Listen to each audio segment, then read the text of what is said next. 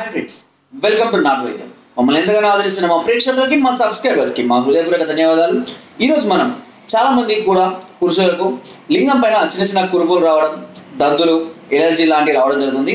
చాలా మంది కూడా మాకు కాల్ చేసి అడుగుతూ ఉంటారు, మాకు ఇలా లింగం మీద చిన్న చిన్న కురుపులు రావడం జరుగుతుంది, దురద పెడుతుంది, దద్దులు ఏమి లేకుండా కూడా ఏదో ఒక దురదలాగా ఫీల్ అవుతున్నాము, ఏదైనా చక్కని చిట్కా ఉంటే చెప్పండి చాలా మంది కూడా అడుగుతూ ఉంటారు.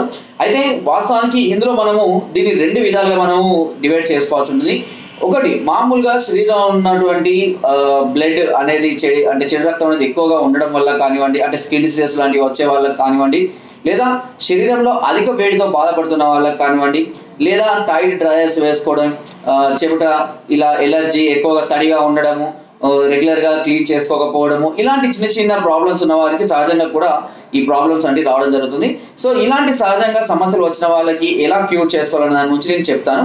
ఇకపోతే రెండో టైప్ వచ్చేసి వేరే స్త్రీలతోటి, అంటే పరాయి స్త్రీలతోటి లైంగిక సంబంధాలు పెట్టుకోవడం, లేదంటే స్త్రీలతోటే వైట్ డిశ్చార్జ్ కానీ, లేదా రెడ్ డిశ్చార్జ్ కానీ, లేదంటే డేట్ ఉన్న సమయంలో కానీ కలవడం వల్ల ఇలాంటి ఎలర్జీస్ అనేవి రావడం జరుగుతుంది.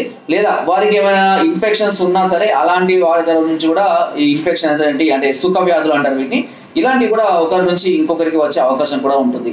ఈ సుఖ వ్యాధులు వచ్చినప్పుడు దీన్ని గుర్తించడం ఎలా అంటే, దీనికి టెస్ట్ ఉంటుంది, సిప్లిస్ టెస్ట్ అని అంటారు, గనీరియా సిప్లిస్ టెస్ట్ ఉంటుంది, VDRL. ఈ టెస్ట్ చేయించుకోవడం వల్ల మీకు అది పాజిటివ్ అండ్ నెగిటివ్ తెలిస్తే అది సుఖ వ్యాధితో వచ్చిందా లేదంటే ఇన్ఫెక్షన్ అనేది మనం తెలుసుకోవచ్చు. ఒకవేళ అది కూడా ఏమీ లేదు, నార్మల్గానే ఉండడం వల్ల వచ్చింది అని అనుకోండి. ఇప్పుడు అంటే నేను ఇవన్నీ ఎందుకు డిస్కస్ చేస్తున్నాను అంటే, ఇక్కడ రెండు రకాలు వచ్చే అవకాశం ఉంది. కొంతమందికి ఈ అలవాటు ఉంటుంది, కొంతమంది లేని వాళ్ళు ఉంటుంది.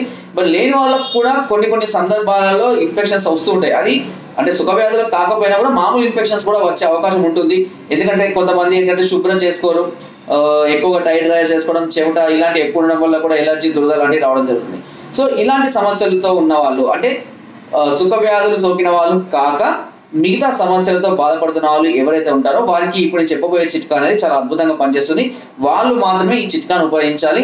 ఏదైనా ఇన్ఫెక్షన్ వేరే వారి దగ్గర నుంచి మనకు అంటువ్యాధిలాగా సోకిన దానికైతే మాత్రం ఈ చిట్కా పనిచేయదు. ఓకే, సో దానికి కావాల్సిన ఏంటంటే రెడ్డివారి నానుబాలు. దీని గురించి మీరు గూగుల్లో సెర్చ్ చేసినా కూడా ఈజీగా కనబడుతుంది. సో ఈ రెడ్డివారి నానుబాలు అనేది మనకు మొక్క కూడా మీకు చూపిస్తున్నాను నేను.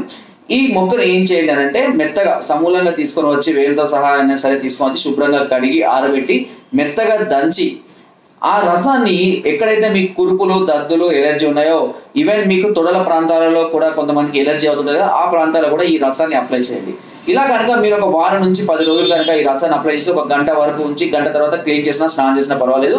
అలా కనుక మీరు ప్రతిరోజు చేస్తున్నట్లయితే ఇలాంటి ఎలర్జీస్ లోపల ఇన్ఫెక్షన్ వల్ల వచ్చిన, చర్మ వ్యాధుల వల్ల వచ్చినా కానివ్వండి, లేదా బాడీలో ఓవర్ హీట్ వల్ల వచ్చిన, ఇలా ఏ సమస్యల వల్ల వచ్చినా అన్ని కూడా ఇన్ఫెక్షన్స్ అన్ని కూడా పూర్తిగా తగ్గిపోవడం జరుగుతుంది.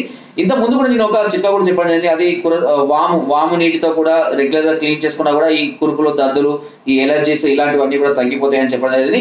అందులో భాగంగా ఈ చిట్కా కూడా, ఈ రెడ్డివారి నానుబాలు, ఇది కూడా చాలా ఎక్సలెంట్ గా పనిచేస్తుంది. దీని యొక్క రసాన్ని కనుక ప్రతిరోజు మనం అప్లై చేస్తూ ఉన్నట్లయితే కనుక తప్పకుండా మంచి రిజల్ట్ అనేది మీకు కనబడుతుంది.